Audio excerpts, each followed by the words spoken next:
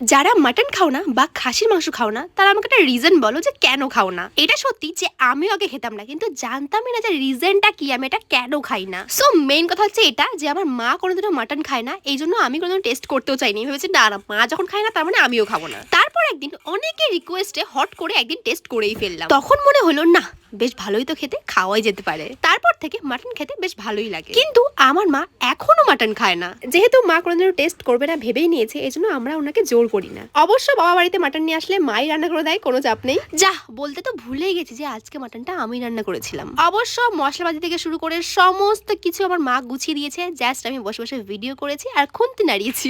দেন বসে পড়লাম লাঞ্চ করতে। এবার যারা মাটন খেতে ভালোবাসে রীতিমতো জিভ থেকে জল বেরোচ্ছে সেটা আমি জানি। আর যারা কোনোদিন মাটন খাওনি বা টেস্ট করতেও চাও না, তারা একটু রিজন আমাকে বলে যাও যে কেন খাও না, তাহলে আমিও বুঝতে পারবো যে আমি আগে কেন খেতাম না। আর যাদের মাটন ফেভারিট তারা কমেন্টে একটা হাই করে দিও।